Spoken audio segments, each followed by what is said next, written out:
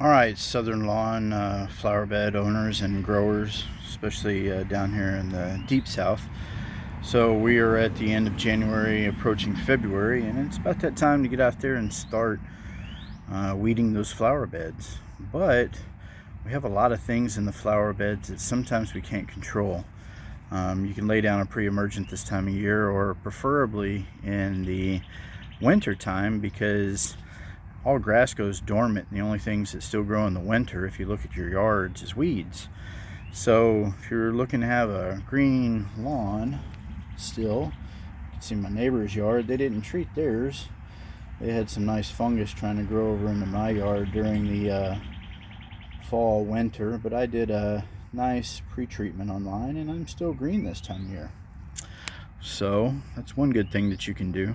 So I'm going to show you my flower bed here. I am a lawn guy, but don't have a really excellent flower bed, but these are the weeds in here, as you can see, and I'm starting to weed them out.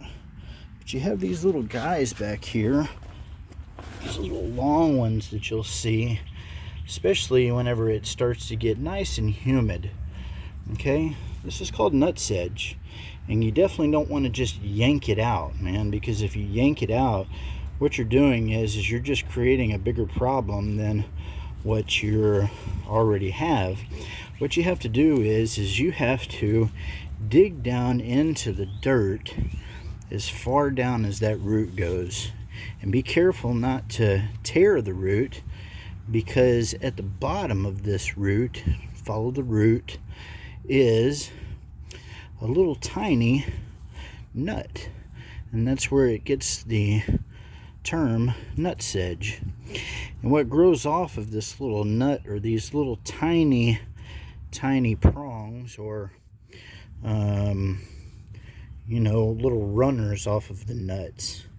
And there's a nice big nail in there from something somebody did on my house one year, probably the re-roofing I had done. But anyway, get real down in there. Hopefully I'm holding this steady enough that you can see it. Dig around that root. I don't know if you can still see the exposed root here. See how it's way down in there? Keep digging over. Don't give up, because that nut is down in there. Look how far that goes. See that? And what happens is whenever you pull it, the juice from the nut, look, see that nut right there? Look, we got two of them on there. It's so big.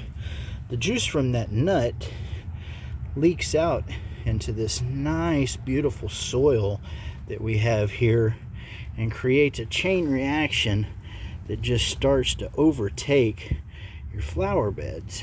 Now, here we are. This is our final product.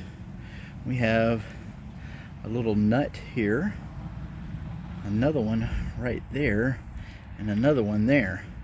So this potentially is going to have, look here, we've got about 1, 2, 3, 4 that are going to grow off of it, and probably about another 6 off of this guy.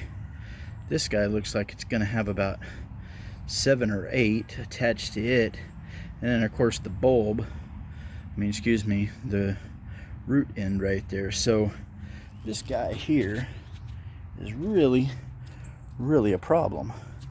So nutsedge, regular broadleaf weeds, those are easy to pull out and to keep them from coming back. This guy right here will overtake your flower beds, it will overtake your yard, anything, especially if you continue to pull it out, or continue, to break the tip of the nutsedge by just tugging it. You know what I mean? You got to get down there and dig out those nuts if you want them out of your flower beds. You're a landscaper, which I am, will most likely tell you, yeah, we'll clean your flower beds, and if you see that nutsedge everywhere, you got to tell them, are you going to dig all that nutsedge out, or are you just going to weed eat the top of my grass or my flower beds and leave all of that to grow back? So don't fall for it if they say, yeah, well, we're going to spray it, because really nothing gets rid of nutsedge other than a nutsedge killer, and you have to apply that again in the in the winter months. So hopefully this helps you in this spring and in this summertime. Keep all the nutsedge out of your flower beds. Until next time, this is Josh Clark with the Lawn Guy in Friendswood. We'll see you.